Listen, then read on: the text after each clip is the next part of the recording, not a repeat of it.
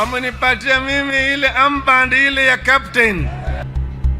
Raila Amolo Odinga is an epitome of democracy in this country.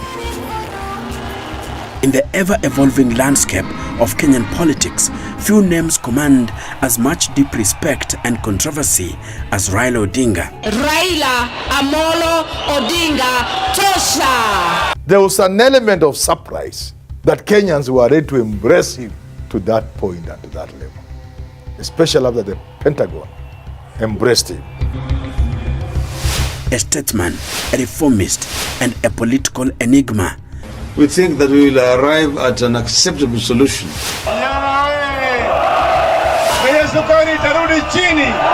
Hatukubali lakini tunaheshimu. Tunaheshimu. For more than 30 years in Kenyan politics, he stands as a colossus, a towering figure whose influence has left an indelible mark on the nation's political scene. He simply stood up, walked into his car, went away. His Nigerian biographer, Babafemi Badejo, described him as a puzzle in Kenya's political landscape. His Luo community shares this sentiment, dubbing him Agwambo. A figure of unpredictable nature that remains difficult to decipher. To them, he is enigmatic, formidable, and almost mythical, much like the legendary 18th century sorcerer, Gor Mahia.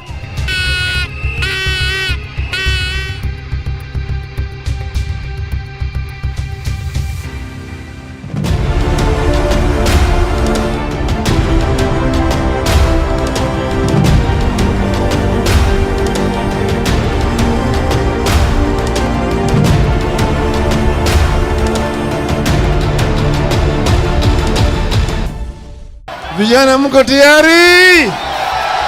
Mko tayari?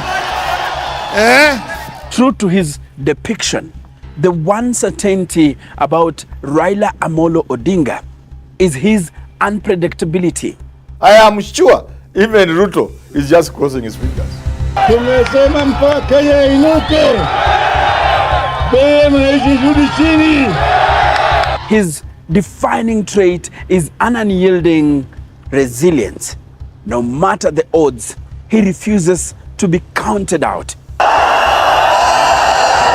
A political daredevil, he masterfully executes complex maneuvers at the very brink of collapse, defying expectations and reinventing himself just when a dramatic downfall seems inevitable.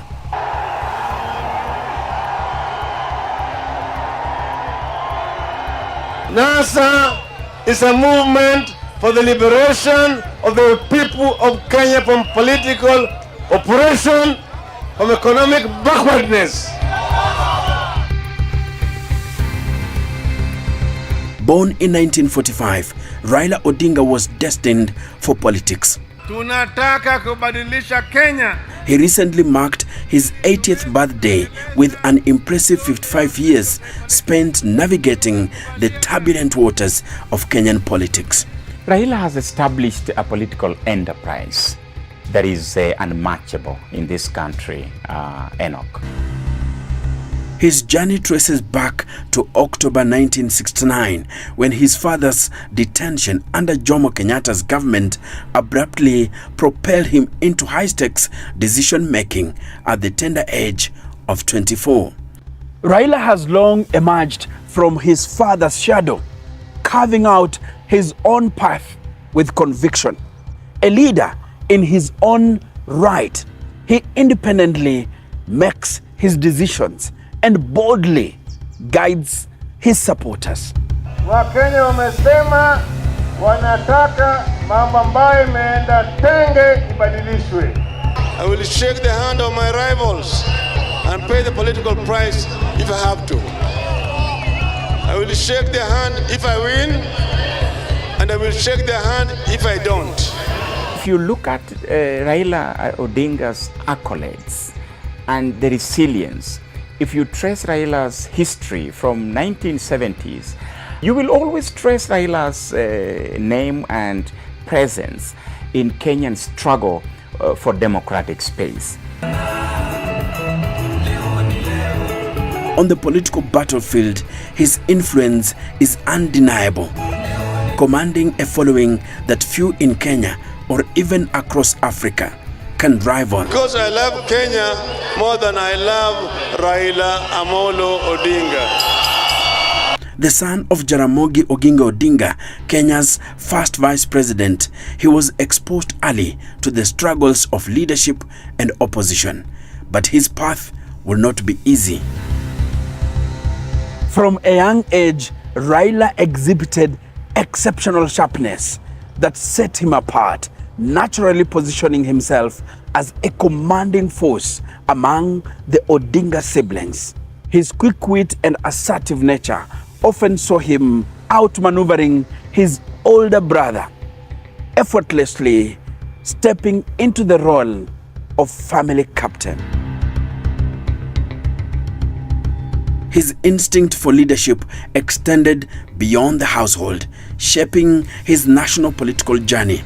Wherever he goes, he strives to lead, and more often than not, he succeeds. In the 1980s, Raila's defiant stance against Daniel Arap Moi's one-party state led to his arrest and detention without trial for nearly a decade. His experiences in the dungeons of Nyayo House fueled his commitment to multi-party democracy.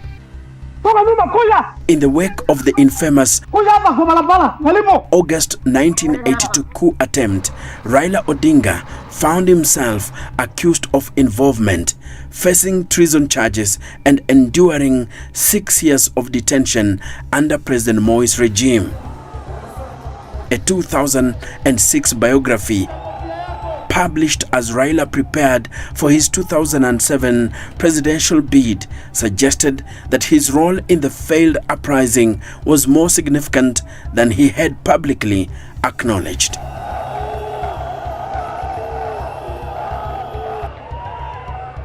Raila Odinga became so synonymous with the so-called Kenya's second liberation. His journey was marked by imprisonment for treason between 1982 and 1988, a period when the struggle for political change was at its height.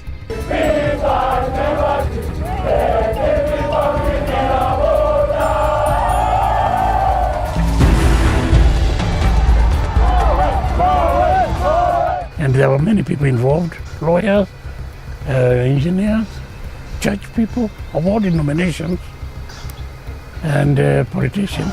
We were ready to challenge the government because we had seen dictatorships collapse in the Soviet Union. Though released in June 1989, he found himself back behind bars in July 1990 alongside Kenneth Matiba and Charles Rubia for demanding the reintroduction of multi-party democracy. The moment Matiba announced that the meeting at Kamukunji will go on with or without a license, we became marked and they started following us. In my offices, you know, because I used to I used to have a legal practice. I'll be working and a policeman is standing in my office or sitting at the door, you know, grabbed a chair and sat at the door, not talking, just telling you continue with your work. And they stood there watching every little movement that one was making. So it was not an easy time. I was arrested on the 4th, I think the same day that Matiba was arrested. I had gone to State House Primary School to pick my children, and I noticed the cars that were following. There was, standard 1, I think, and 2. And I remember me telling them I jotted down the number plates of the cars that was following me. And I was living in Gomo Estate. I told them that mark those cars, because and if we don't get home, whoever it is, just give them the details of the car, that because I was sure I was going to be arrested. So I drove with these people following me to Gumo Estate. They surrounded the estate. It was not my first arrest. It must have been the 10th, 15th. So I had this sweater always at the ready, when just in case they come. So I wore it, and I opened the door, and when they saw me, of course, they were very angry. So they threw me in the back of a Peugeot 504, and as I drove off, they stopped on the road and really beat me up. They were very angry because I had kept them, I had hidden, and had got all this media, that had recorded my arrest. So they really beat me up, and then took me to Nairobi area, traffic headquarters. I never knew there were cells there, but below there are cells, and that's when I learned that Matiba had been there. I understood I was at committee, that I knew I was at committee prison, but I did not know where Matiba was.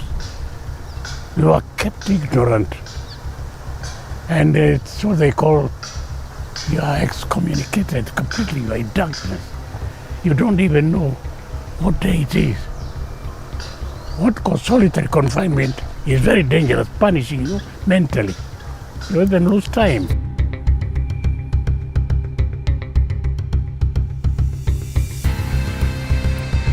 But around midnight, I would say between midnight and 1 a.m., I was put in a Volkswagen Kombi, a blue one. They opened, and then you are told to lie, behind the driver, along in the middle, but on the floor. And of course, they would go stepping and singing, and taunting you. And the ones who carried me was singing this song, Kanyaga, Inchi, really by the time they did the rounds, I didn't know which rounds. I had almost passed out, and I was bleeding.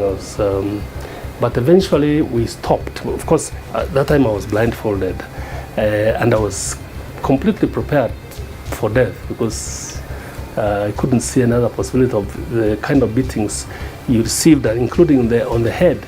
I thought they were definitely not going to release me.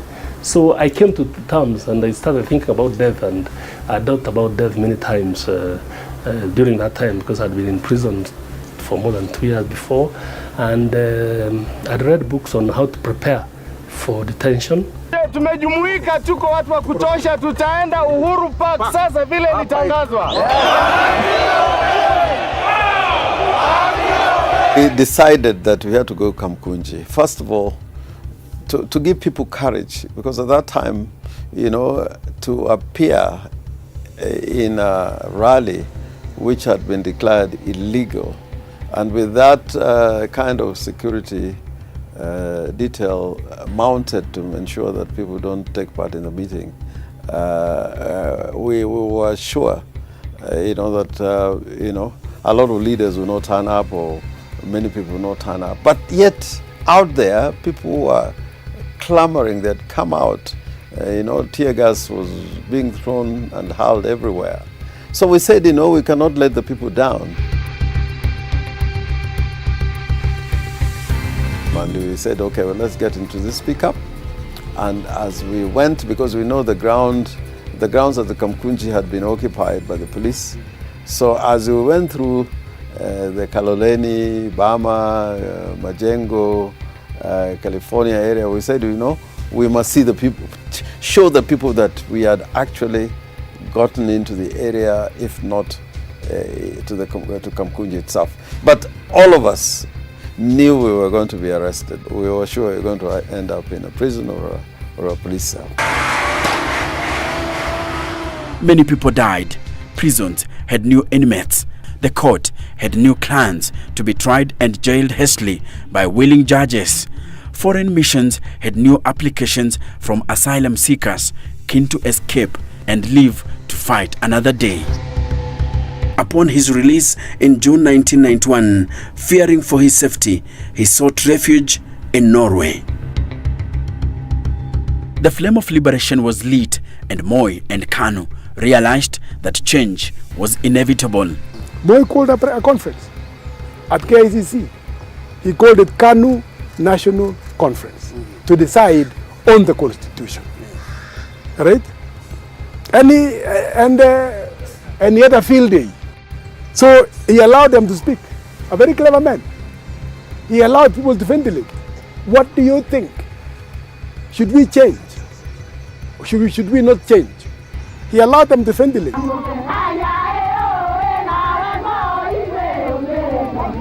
So he listened to everybody. He now said, I have heard you. I now also want to make my own statement.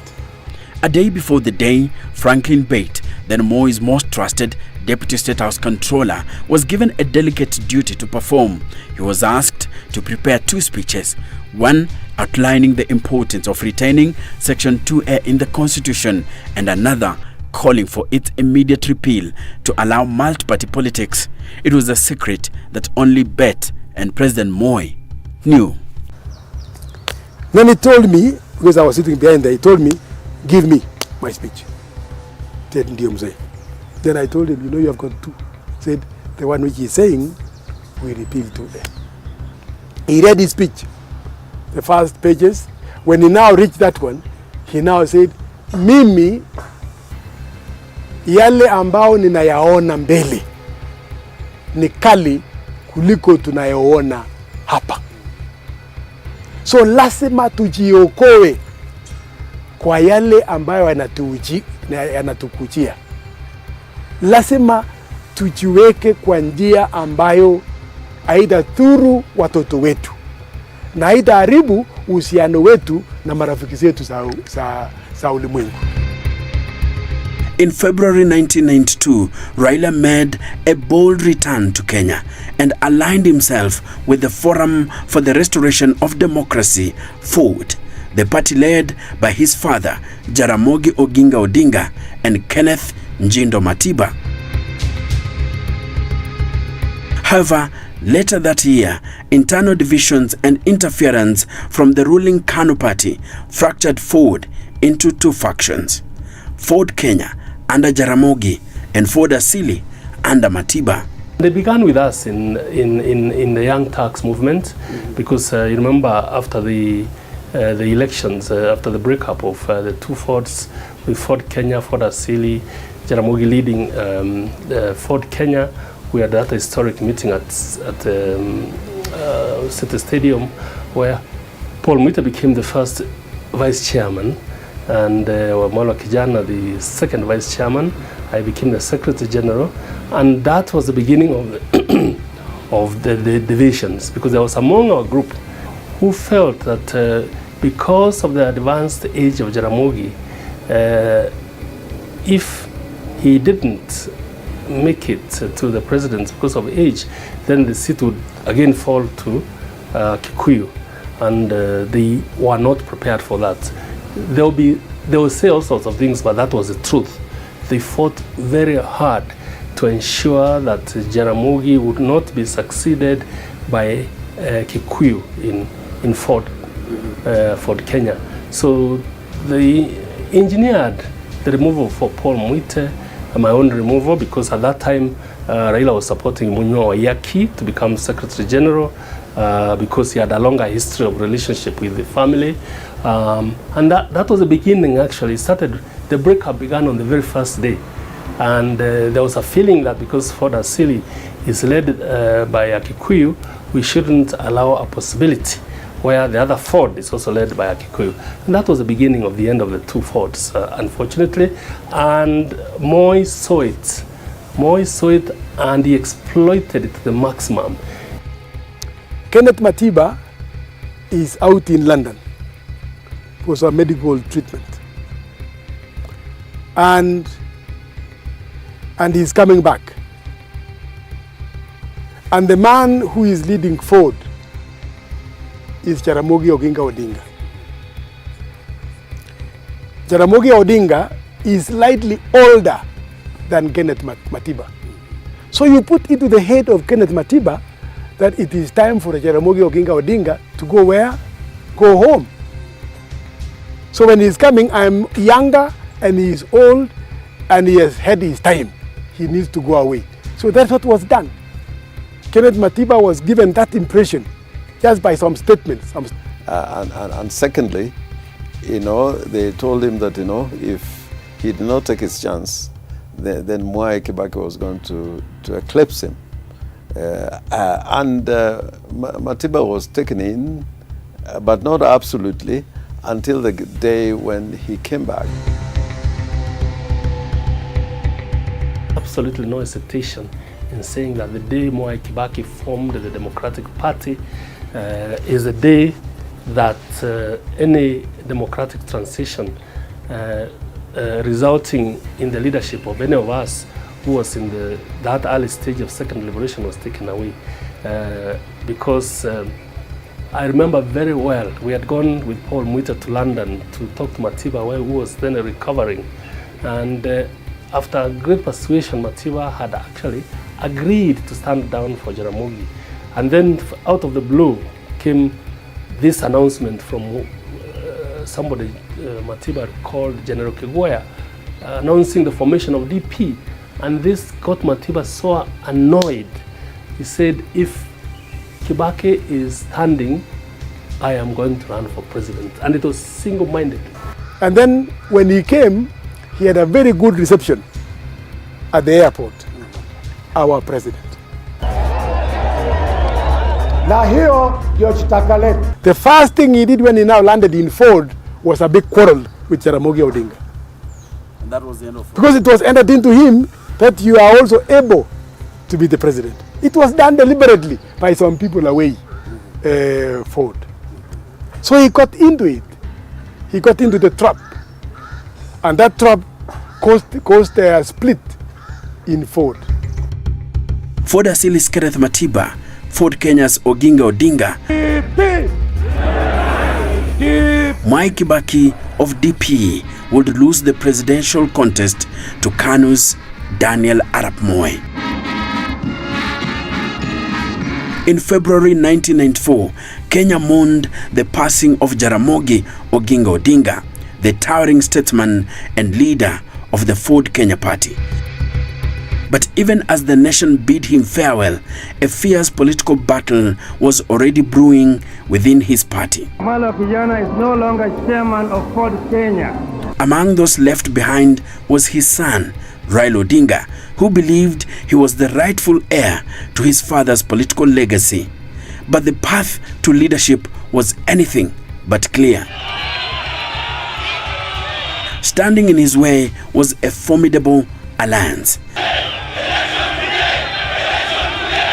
Michael Kijana Wamalwa, then one of Jaramogi's two deputy party chairmen, had his own claim to the leadership. By his side were some of the most influential young reformists of the time: Paul Mwite, James Orengo, Anyang' Nyong'o, John Captain, Mahisa Kitui, and Gitobu Imanyara, a group collectively known as the Young Turks.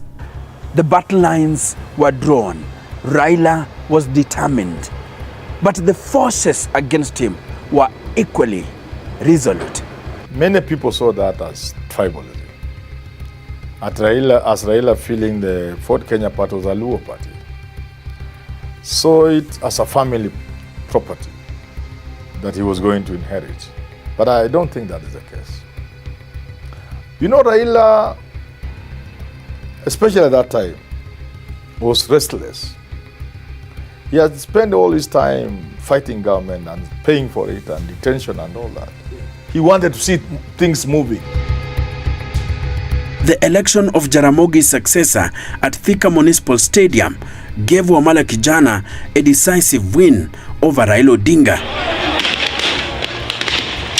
But the celebration was short-lived.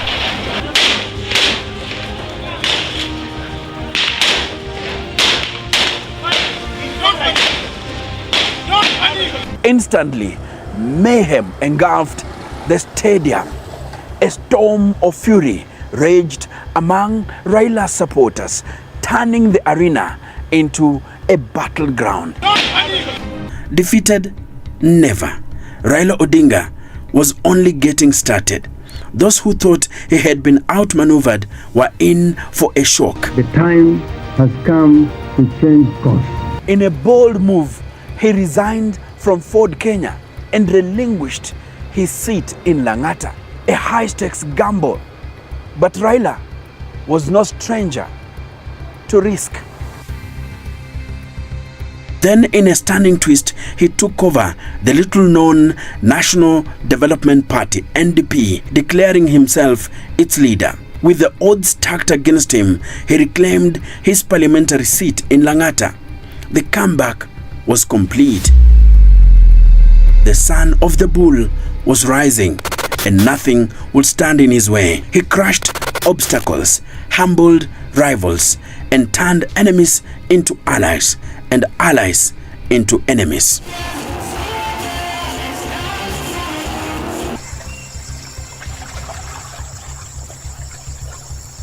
But there was one final mission. Owning a party and winning back Lang'ata were just the beginning.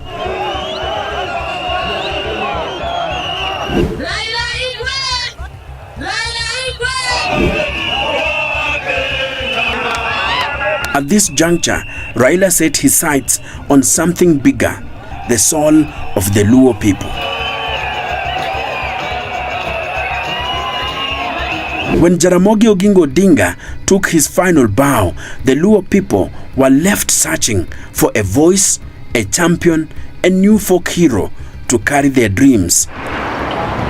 The battle for his succession was not fought with swords, but in the arenas of intellect, rhetoric, and raw charisma. On one side stood the scholars, James Orengo, Professor Anyang' Nyong'o, men of letters, polished and urbane. They spoke the language of diplomacy, their words sculpted by academia, their mannerisms refined by intellectual rigor. Raila Amolo Odinga! But the Luo political soul is not stirred by eloquence alone. It demands more than mastery of English, fine dressing, and sophisticated taste. To lead the people, one must not only speak, but act, inspire, and move. Lazima tufunge barabara. Kama baba amesema tufunge, tutafunga. Kama amesema tufanye kazi, tutafanya. In the court of public opinion, the battle was over before it even began.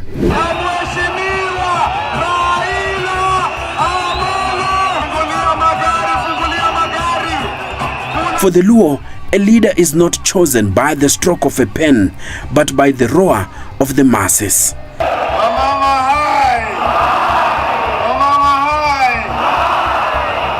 And in Raila Odinga, they found their warrior, their champion, their next great folk hero.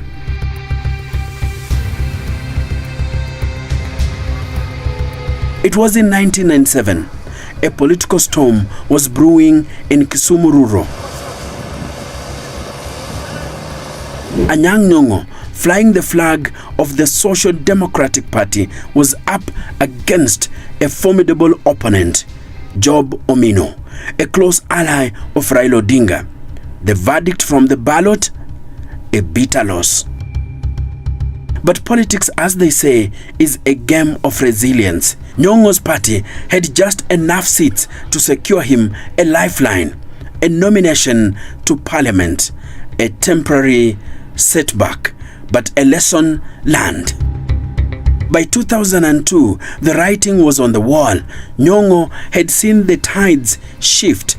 Raila Odinga was on the move, rallying forces under his new political home. Nyong'o made his move, abandoning SDP and stepping into Odinga's camp, a strategic realignment.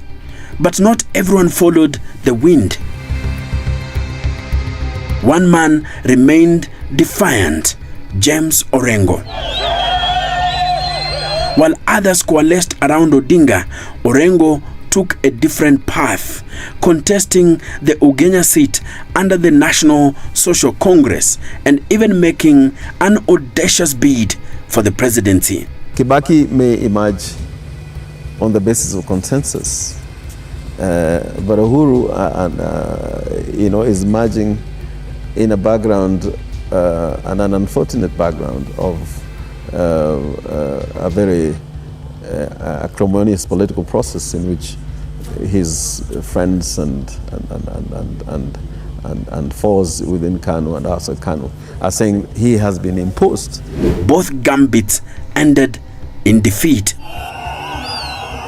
Time, however, has a way of softening even the most unyielding of spirits. In the years that followed, Orengo, once a fierce rival, would eventually bow to political reality. Not only did he rejoin Odinga, but he became one of his most loyal disciples, standing by his side through Kenya's most turbulent political battles. We are not intimidated, and from here we are all going to march into town in the normal way we have done. We have notified the police about this demonstration. In the late 1990s, Raila Odinga emerged as a formidable force. First contesting the presidency in 1997, his political maneuvers saw him align and break alliances. The 1997 presidential election had ended, but the battle was far from over. Defeated at the ballot, the opposition was determined not to lose the war. 5 political heavyweights, Mwai Kibaki, Michael Wamalwa, Charity Ngilu, Wangari Maathai and Raila Odinga joined forces under one banner, the Opposition Alliance. Their mission: challenge President Moi's legitimacy. Almost every single party has had no reservation whatsoever regarding the need for us to get rid of Moi. But Moi was a seasoned political chess master. Armed with judges and lawyers eager to please him and the weight of incumbency, he maneuvered past their protests. With no legal path left, the opposition settled on a different strategy: unity. A powerful, unwavering front to challenge KANU's grip on power. But behind closed doors, not all was as it seemed. Even as opposition leaders charted a new course together, one of their own was already in secret talks with Moi. Raila Odinga, ever the strategist, was forging a separate path. And then whispers turned into headlines. The country woke up to a new phrase: cooperation, a mysterious political union between Moi's KANU and Odinga's NDP. Some were shocked, others saw it coming.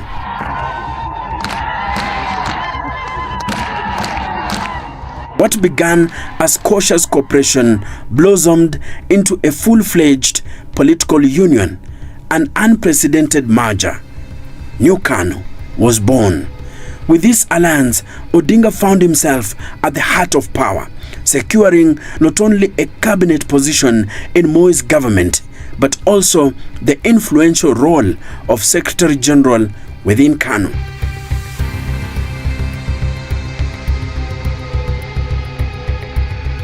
Moi had ruthlessly dumped the ever-loyal JJ Kamotho.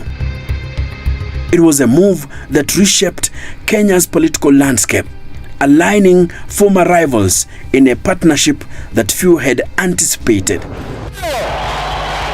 Even overseas things that Moi would like to cling to power.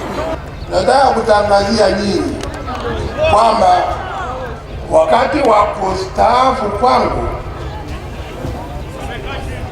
umefika baada ya uchaguzi huu.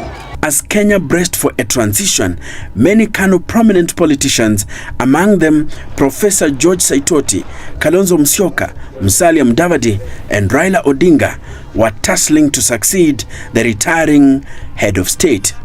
But Moi had his choice clear. Uhuru Kenyatta was to be his successor. That this whole movement is intended to sideline Raila and to consign the Luo again to the periphery of politics in Kenya. I think I was prepared to play, as I've said many, many times in the past, any role that I would be offered either by my party or by Kenyans. I don't think he had in his mind that he was going to give it to Raila. I don't think he had. Neither do I think he had in his mind that he was going to give it to Saitoti. No. I think he had formed up his mind that my candidate for Kano is Uhuru Kenyatta. It was a plan that was... I think that was already in his mind. He has already set it up completely. Because when you look at Uhuru's elevation, yeah, it was like a crash program. Yes. So they should have known that this guy is planning something else. They didn't see it. They didn't see it. They never saw it. But Raila Odinga had other plans. Itakuwa ni kitendo cha usalata mkubwa kwetu kama viongozi kuenda Kasarani kule tukiwa kama tunajua matokeo ya Kasarani tayari yanajulikana. Defying Moi, Odinga led a mass exodus from Kano, finding refuge in the little-known Liberal Democratic Party, LDP. But behind closed doors, he was making moves that few anticipated.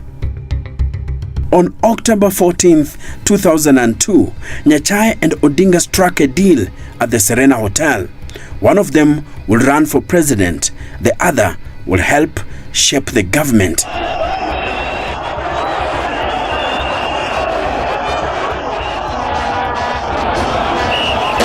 But what Nyachae didn't know as he put pen to paper that day was that Odinga had already struck another deal with Mwai Kibaki. Raila Odinga walked across into Uhuru Park only to declare Mwai Kibaki as the preferred successor to Moi. Tutapeleka mswada kwa bunge ya kuangusha serikali na kufanya uchaguzi mara moja. With two simple words, Kibaki Tosha, he ignited a political revolution. The opposition was galvanized, transforming the National Alliance of Kenya into a formidable force, the National Rainbow Coalition, NAC. There were also people push and pull, push and pull. He came and closed that push and pull and just made one word. And that they were unable anymore to feel, they just felt now we have to go with Kibaki. So that statement is what galvanized the opposition? Yes. Just that statement of his is what galvanized them to have now one agenda, one president candidate, and they moved on. After Uhuru Park declaration, after that Uhuru Park declaration by Raila Odinga, from where you sat, were you seeing a victory for the opposition? Yes. We saw a victory. It was very clear. Very clear. Very clear. But you see, what people are forgetting is that at that time, we had Wamalwa, we had Raila, we had Kibaki, Ngilu, and the others. The Kalonzos now came in really after. I personally feel very challenged by the honor that has been bestowed on me by my colleagues, by the parties we have formed. But I even feel more challenged because I am fully aware of the job that is ahead of us.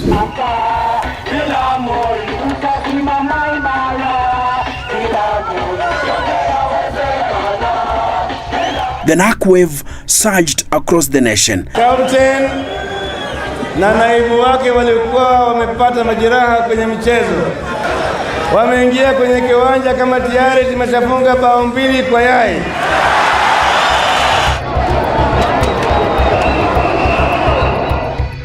With opinion polls painting a clear picture, victory was within reach.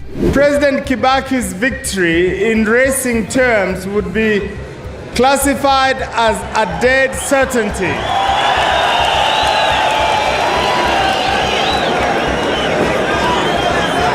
If it was a horse race, it would be a dead certainty that maybe the only way it could lose would be by falling. But since that is not likely, I think it's now a one-horse race. I wonder whether anybody after today will have any doubt in their mind that NAC will form the next government. the change is inevitable. And I want to urge the KANU leadership to recognize that fact and to decide how it wishes to exit itself.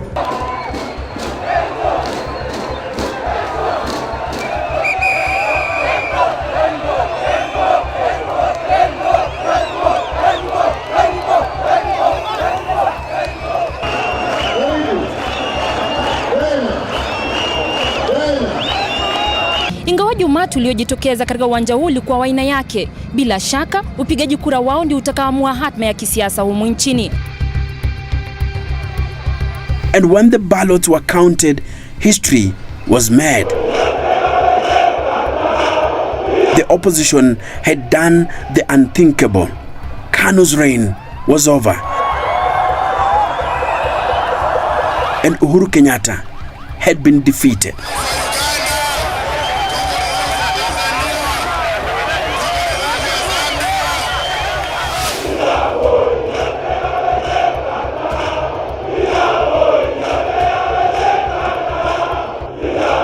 Mimi Mwai Kibaki naapa kwamba nitatenda kazi zangu za urais wa Jamhuri ya Kenya kwa uaminifu.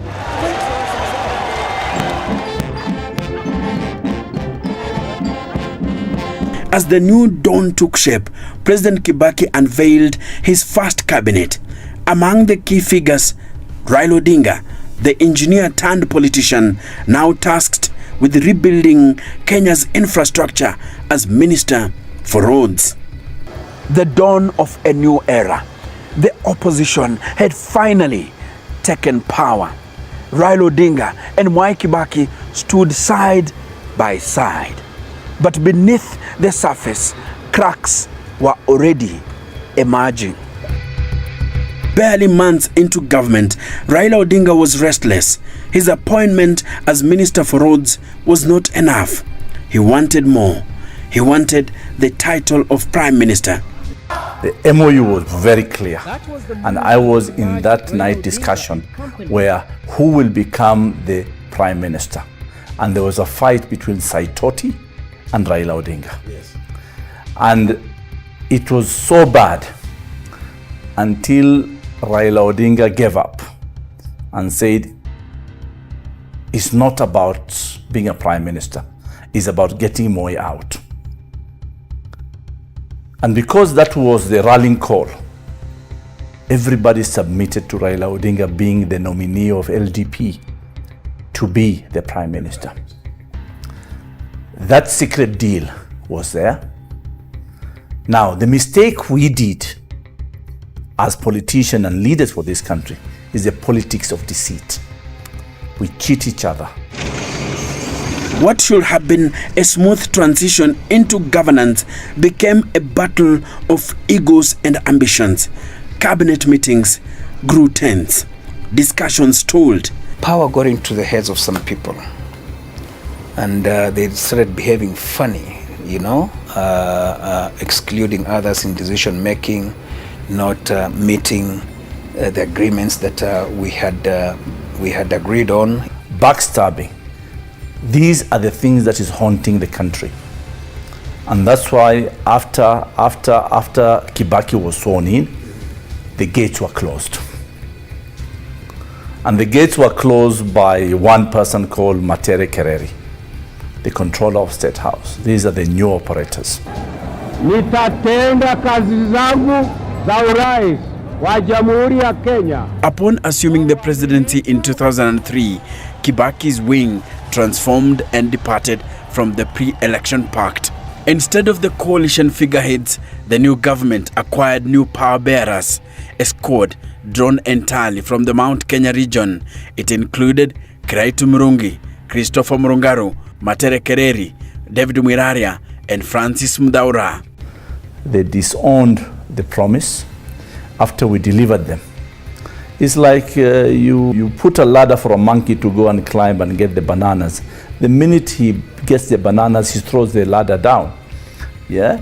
So that was actually the downfall of the NARC government.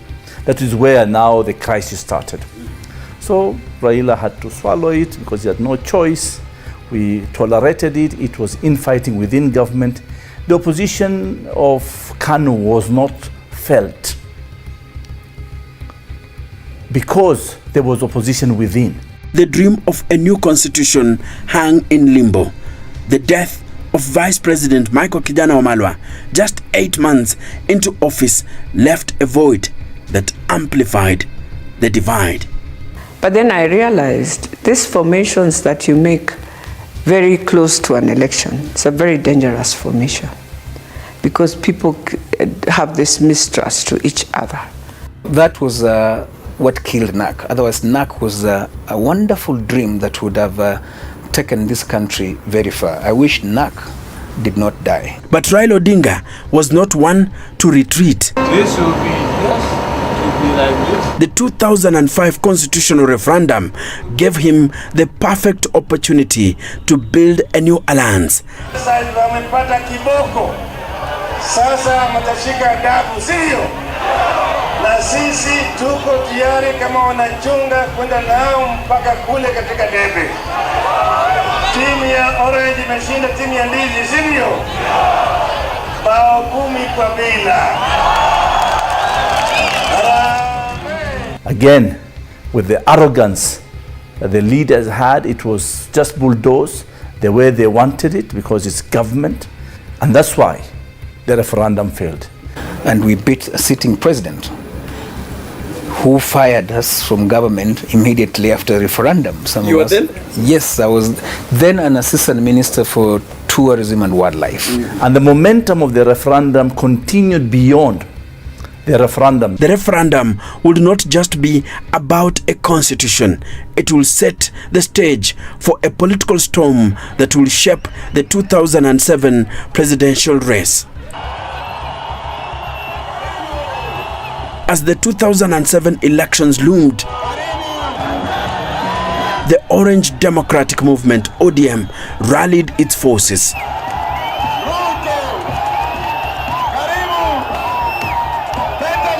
A coalition of political heavyweights determined to challenge the establishment.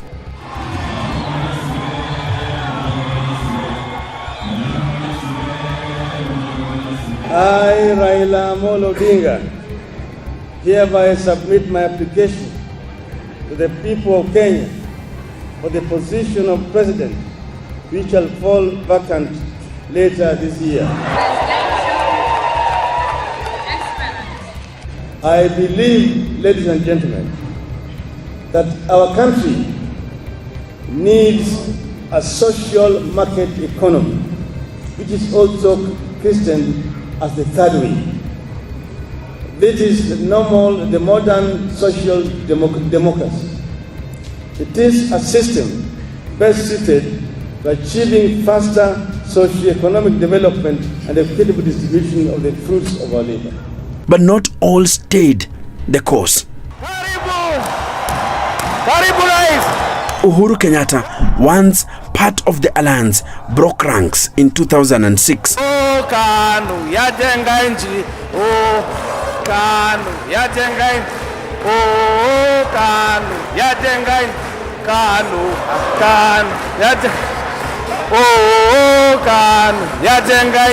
Nikukumbushe ya kwamba hata wewe ulikuwa life member wetu wa chama hii yetu ya KANU.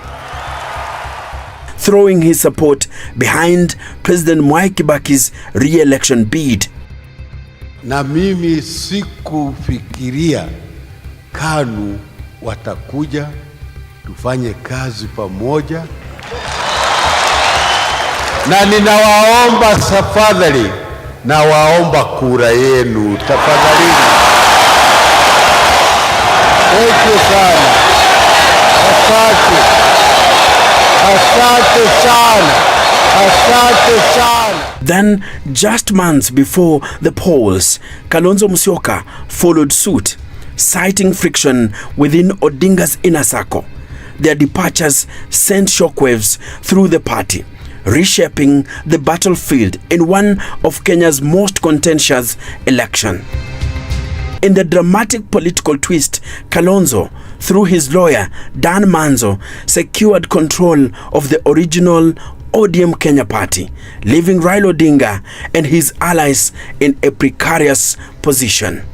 But fate had another card to play. A shrewd move by lawyer Mugambi Imanyara saw the registration of a separate party, ODM, one that he will soon hand over to the Langata MP, giving Odinga's camp a new lease of political life. December 27th, 2007. A momentous day in Kenya's history, a country at the crossroads of hope and turmoil. The stakes, the presidency of a nation on the rise.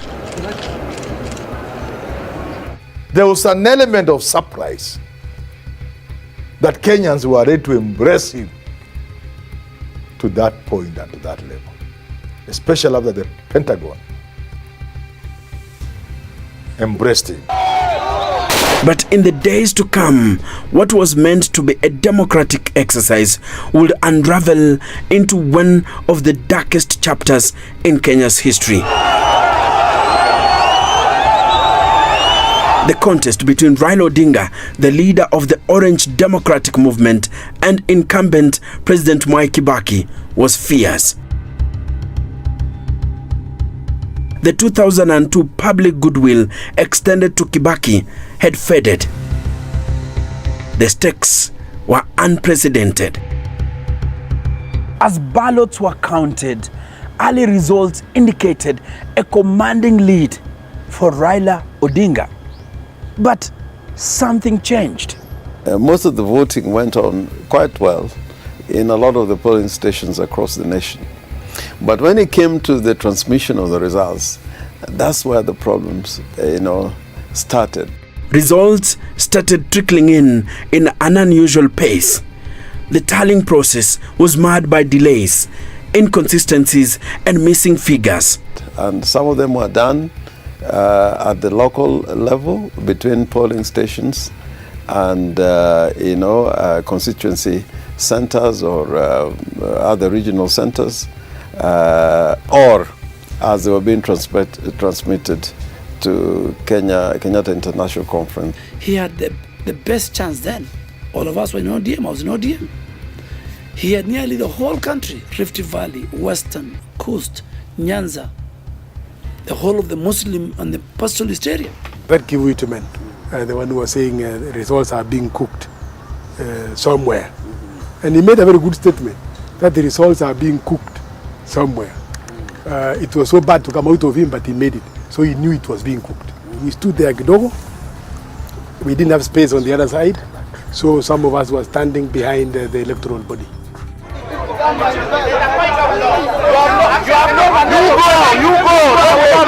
Me, I was next to Kivuitu and another ambassador Tumwa. I was standing behind the two. I was whispering to Chuck Tumwa, "You are a fine man. Give us fine results. Even if the fine results are us losing, so long as they are fine." And we knew what was going on. They were determined. They knew they've lost. They knew they will use the exercise of the police and they will shut us down. Then all of a sudden, 2 columns of TSU started coming from my right and then doing a funnel. And then the electoral body officials, members, commissioners, were beckoned to stand up. And then they were told to walk. Then they walked through the 2 lines. One line on this side, another line on this side. They walked through. And they were escorted as such up to the upper room. After that was done, we were told to vacate KICC. And they were ready to beat us up. So we vacated. We have had so many conspiracies and plans of how to finish our leaders.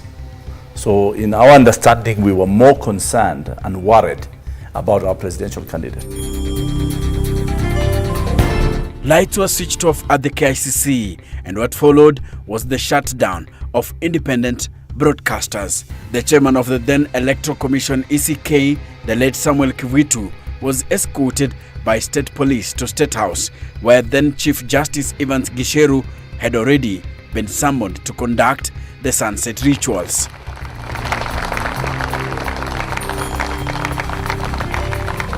Only KBC was left to go up.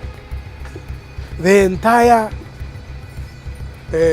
press corps was violently pushed out because they tried to resist.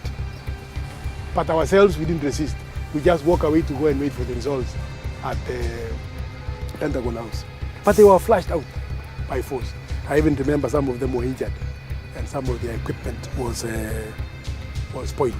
The antagonistic situation that could not be managed by government of the day at that time will tell you that Raila somehow had good numbers.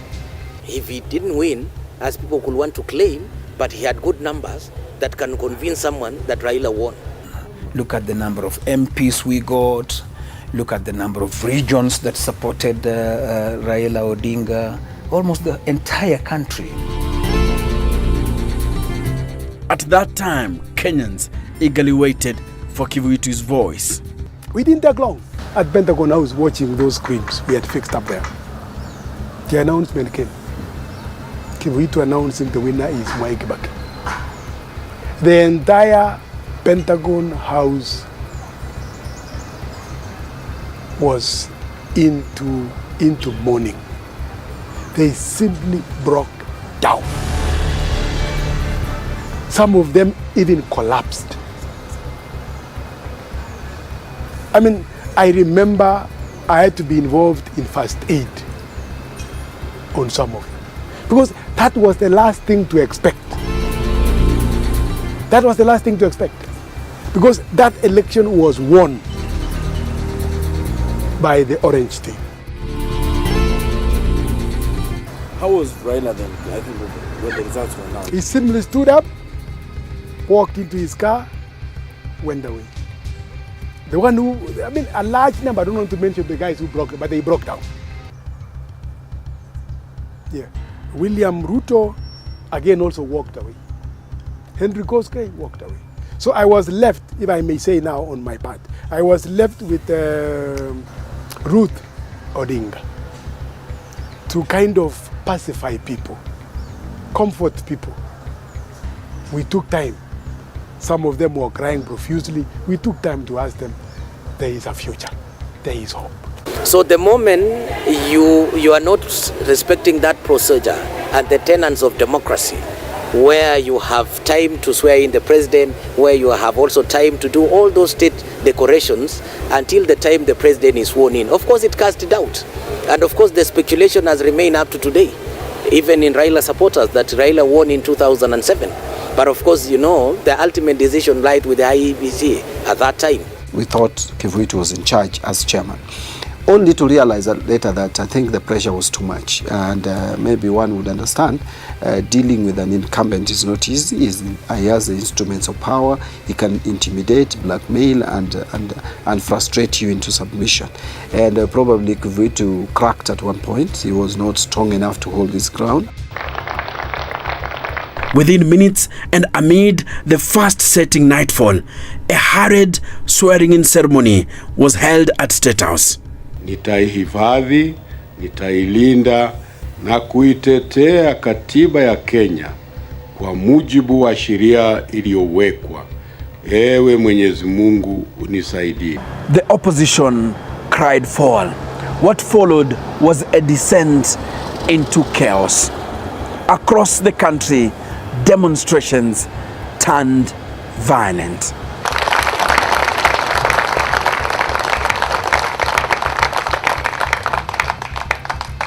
Ethnic tensions boiled over. Neighbors turned against each other. The police cracked down with force.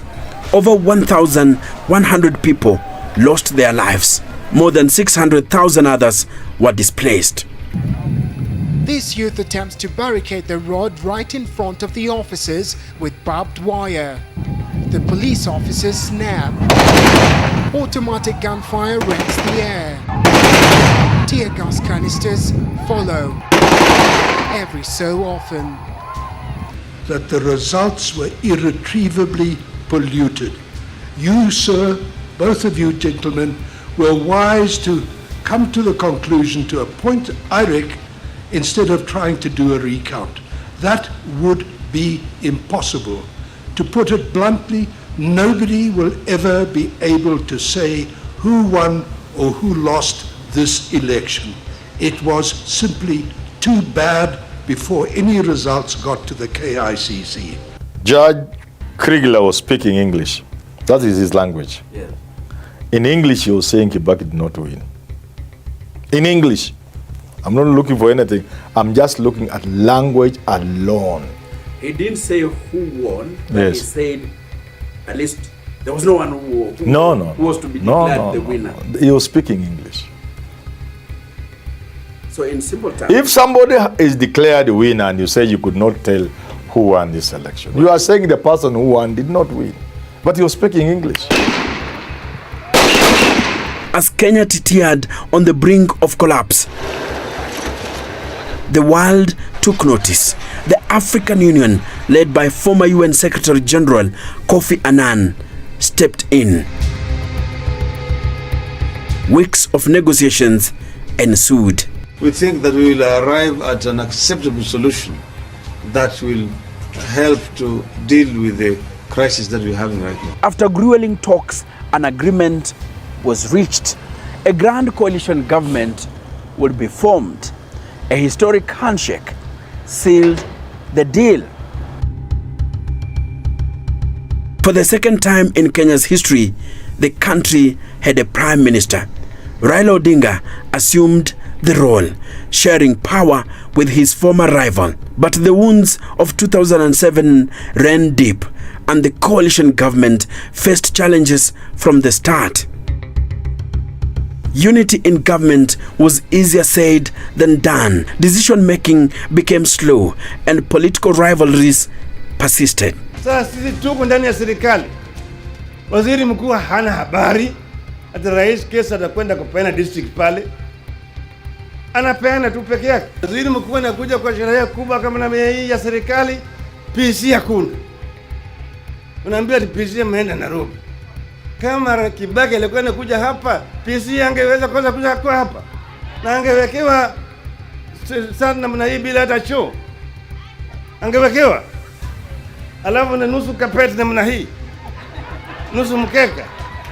Remember when riders were sent to Pentagon House and the riders were given to Raila Odinga and they escorted Raila Odinga to Harambee House.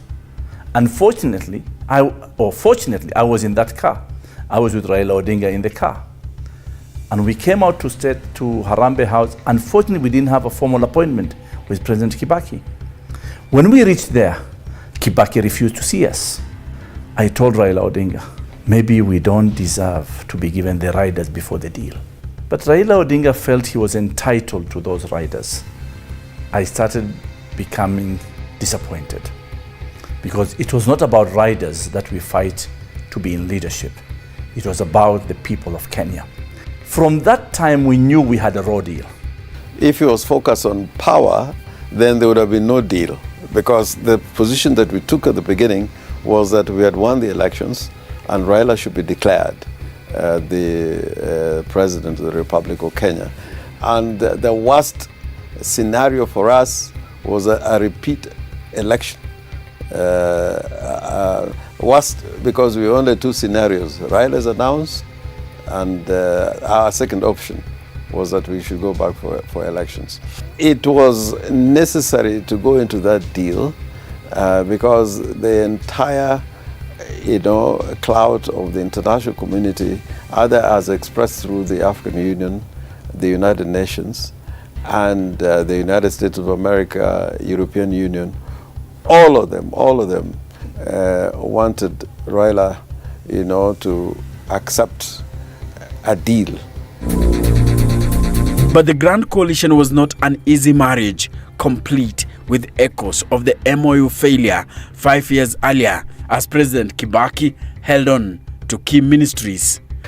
If Kibaki and PNU behaved properly and accepted the terms and the position of the Prime Minister as set out in the law and in the Constitution, things would have gone a different direction.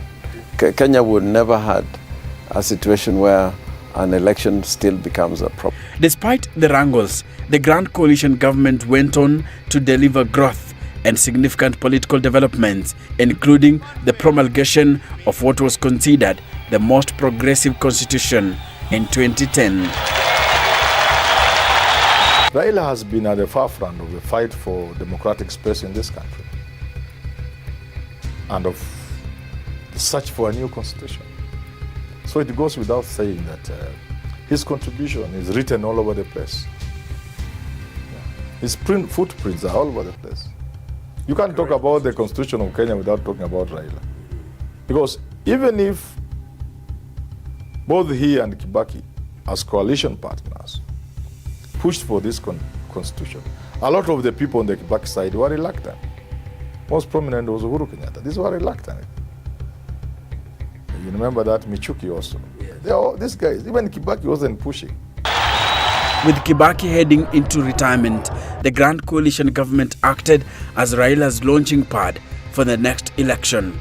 But the dynamics were shifting, and none so dramatic than those occasioned by the International Criminal Court indictments of then Deputy Prime Minister Uhuru Kenyatta and Raila's one-time sidekick, William Ruto. And I will say, by the way, that all these things, had Raila handled it properly, had Raila been a bit patient, Raila was going, we did not have a candidate.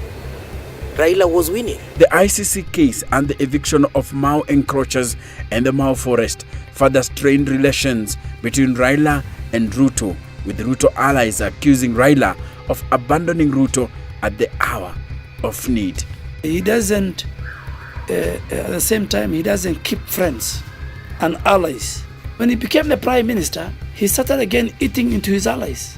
So he lost William Ruto, he lost Charity Ngilu, he lost Aden Duale, he lost Charles Keter, he lost Najib Balala, he lost Musalia Mudavadi. So again, he came back to where he was in 2002 as NDP.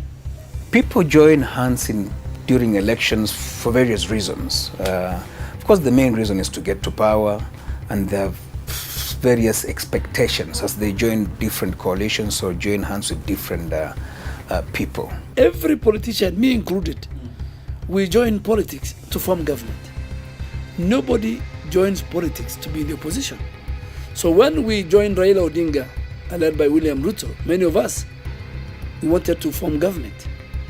So we got half government.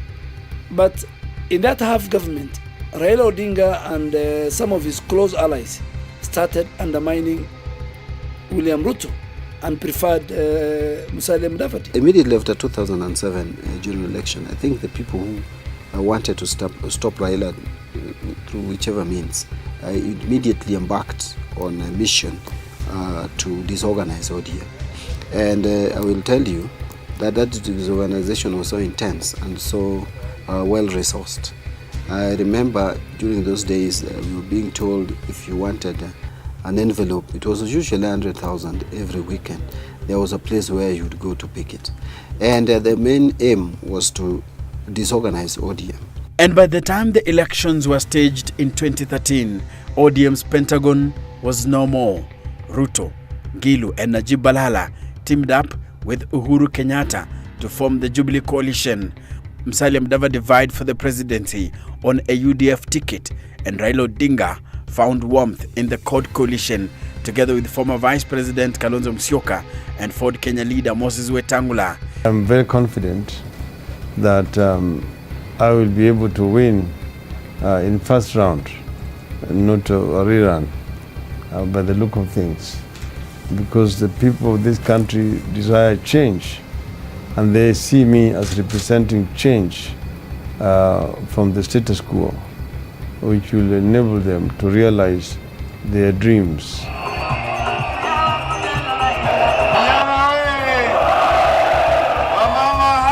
Despite a fervent campaign, Odinga was defeated by Uhuru Kenyatta. They have committed criminal acts.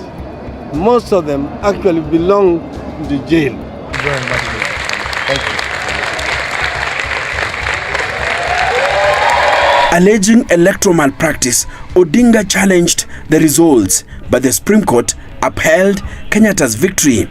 In full realization of the high calling, I assume as President of the Republic of Kenya. I assume as President of the Republic of Kenya. For him to contest all the time, I think he's always driven with this resilience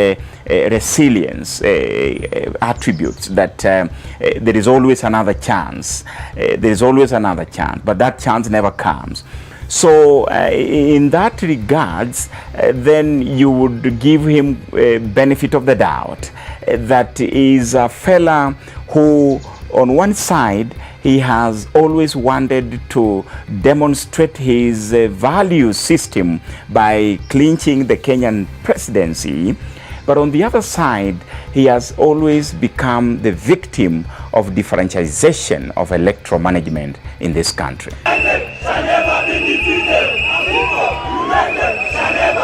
Accepting the verdict by the apex court, the former premier became Kenyatta's biggest critic.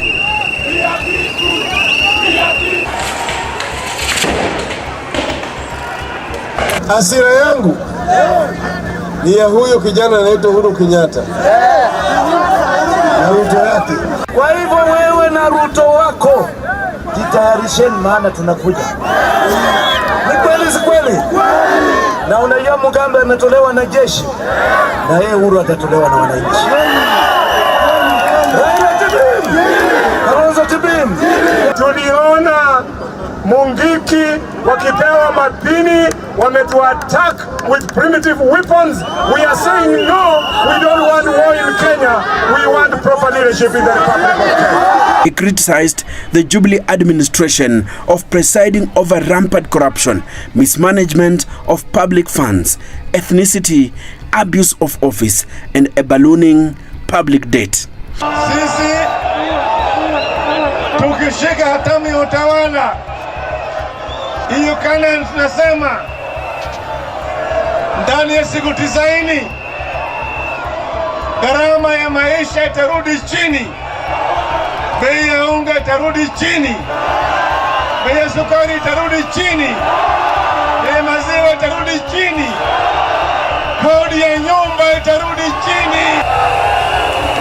The 2017 elections marked a pivotal moment.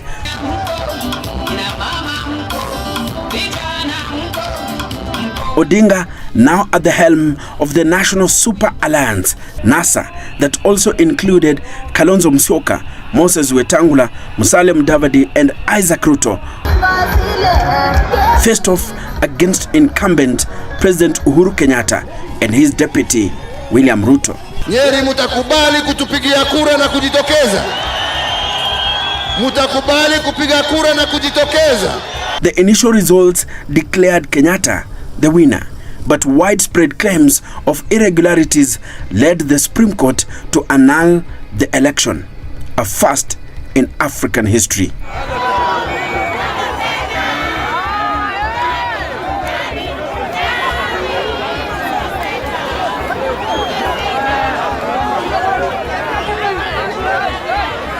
Maraga na watu yake hao wakora hao wamesema ati basi hiyo uchaguzi upotee. Si ndivyo wamesema? Sasa mimi sana sio rais mtarajiwa. Mimi ni rais ambao amekalia kiti. Maraga ajue ya kwamba sasa anadeal na rais ambaye amekalia kiti. Citing lack of electoral reforms, Odinga withdrew from the rerun. I might well be the end of the ballot as a means of instituting a government in Kenya.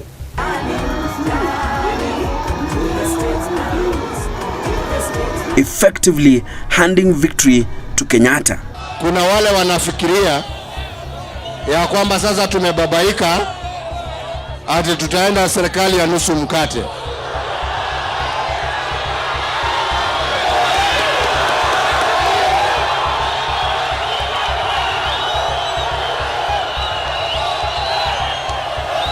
nataka niseme mchana kwa mchana, hakuna serikali ya nusu mkate. Hakuna serikali ya nusu mkate. Musema kweli ni debe. Musema kweli ni debe. Musema kweli ni debe. Musema kweli ni debe. Uamuzi ulifanyika. If they don't want elections on the 17th of August, the swearing in of Uhuru Kenyatta should go on, because already the people of Kenya made that decision on 8th of August. Tuko tayari within 60 days.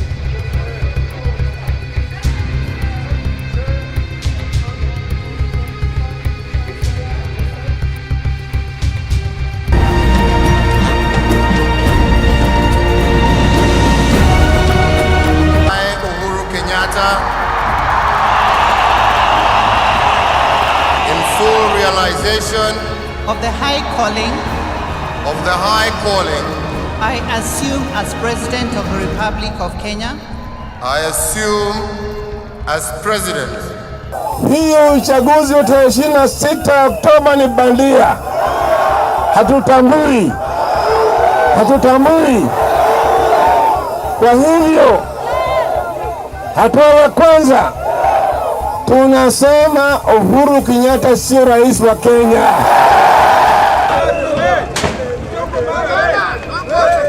However, tensions escalated. Wakatisha. Tulisema namna hiyo. Culminating in Odinga's self-inauguration as the people's president on January 30th, 2018.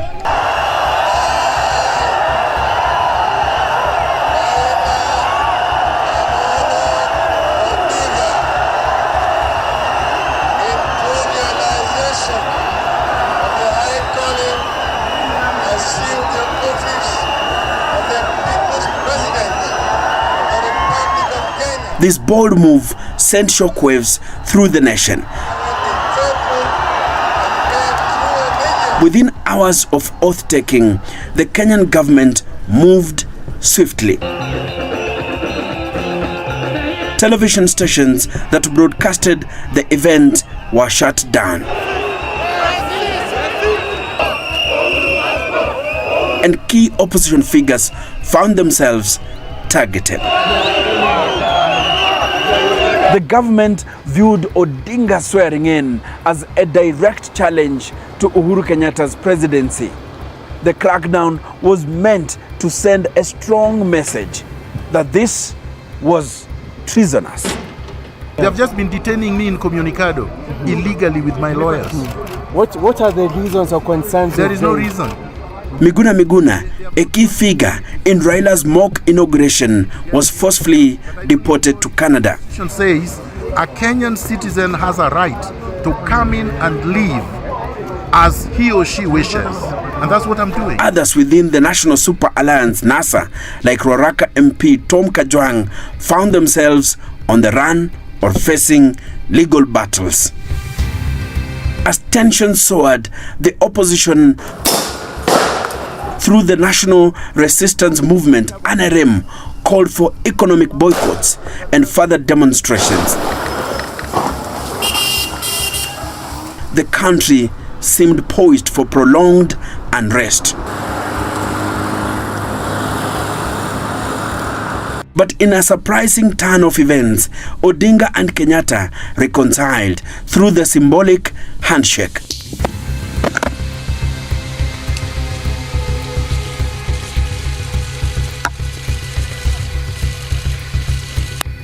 We are all sailing in this one ship. We must come together to scoop out the water that has been seeping, or we shall capsize, so that we can build together a united, harmonious, stable nation where no individual feels left out or left behind. He's the same man, Omolo Kijana, God rest his soul. He said, there are those who love Raila so badly and he talks about Raila mania. And there are those who fear him so much, and he talked of Raila phobia. You see, let me tell you something about Raila. Even people who hate Raila, who don't like him, who can never vote for him, they hate themselves at the moment they find themselves admiring him. I've seen it. People who come from regions like Mount Kenya and others who really hate Raila will do anything to remove Raila from the political scene, find themselves occasionally admiring the man, and they hate themselves for that. This gesture aimed to heal a divided nation, but inadvertently sidelined Deputy President William Ruto, sowing seeds of discord within the ruling party. The handshake was a double-edged sword. While it promoted national unity, it marginalized William Ruto, leading to a rift that would later define Kenya's political trajectory.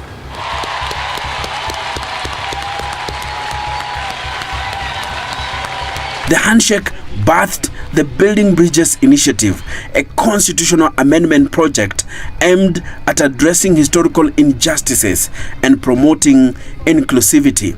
This process must not address the divide between the politicians only. It must address the divide, the huge divide between the haves and the have-nots. Want to see a new Kenya, and out of this a new Kenya is going to emerge. Kenya that we all want to see. We want to see all the people of Kenya united, working together as one people. And I appeal especially to the political class. Don't divide these people, they don't deserve it. We are here talking about maslahi yao. We are here talking about their peace. However, in 2022, the Supreme Court declared the BBI unconstitutional, halting its progress.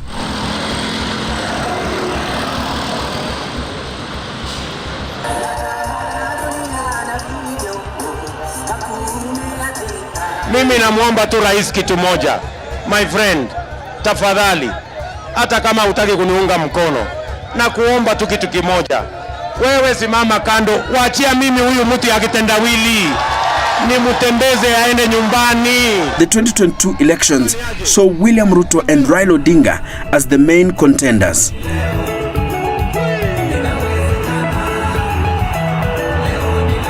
The election is a mere 3 days away. Make arrangements to vote on the 9th. Ruto emerged victorious, but Odinga challenged the results, alleging electoral fraud. The Supreme Court dismissed the petition, and Odinga conceded, albeit reluctantly.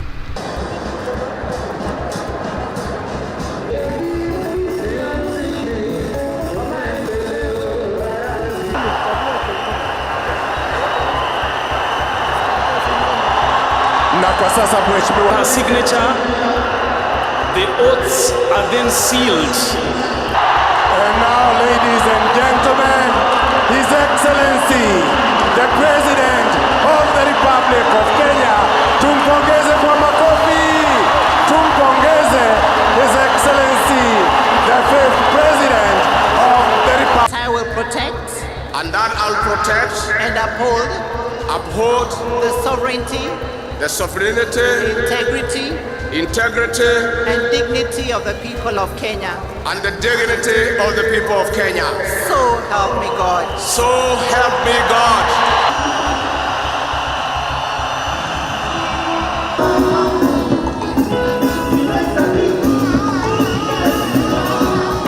Na ni dalili shahiri kwamba anakuwa amiri jeshi mkuu wa majeshi yote ya ulinzi ya Kenya.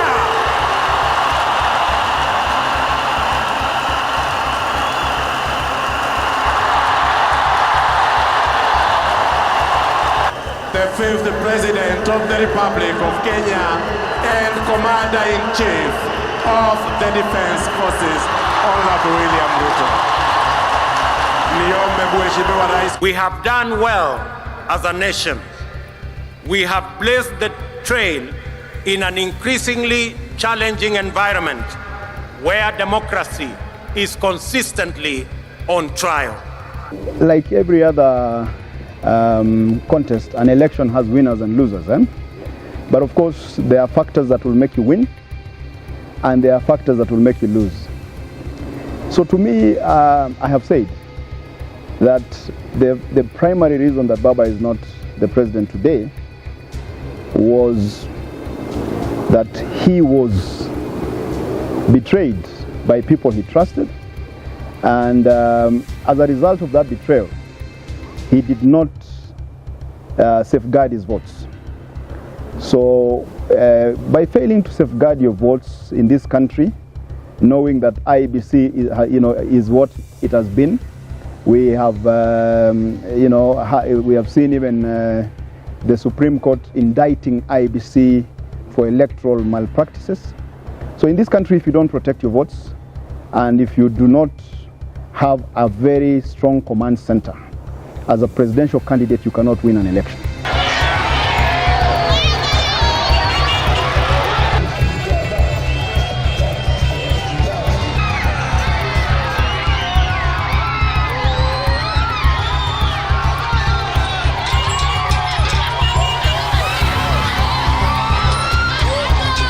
Kama wanaazimio tumesema mpaka Kenya inuke, bei ya maisha irudi chini, bei ya unga irudi chini. Mko tayari?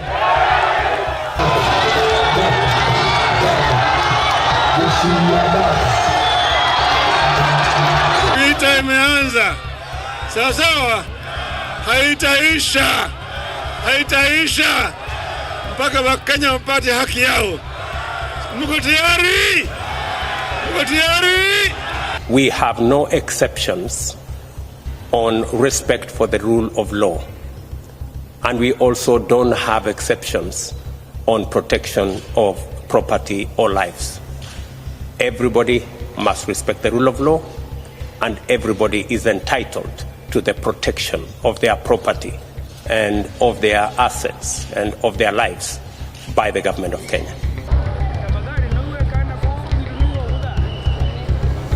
In 2024, Deputy President Rigathi Gachagua faced allegations of corruption and abuse of office, leading to his impeachment.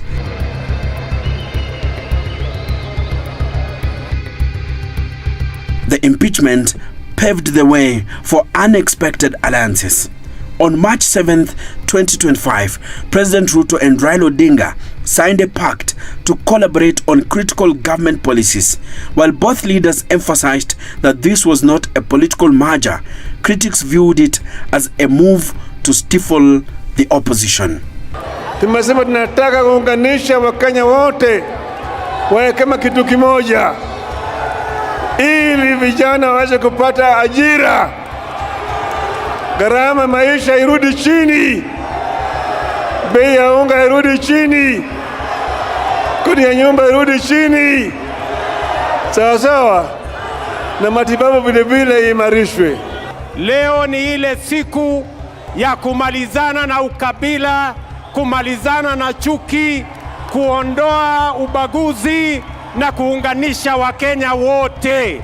Raila Odinga's political odyssey from 1992 to 2025 reflects the complexities of Kenyan politics, a dance of rivalry, reconciliation, and realignments. My name is Enoch Sikoli, and I am the Kenyan historian. Tulete jamii zote za Kenya pamoja.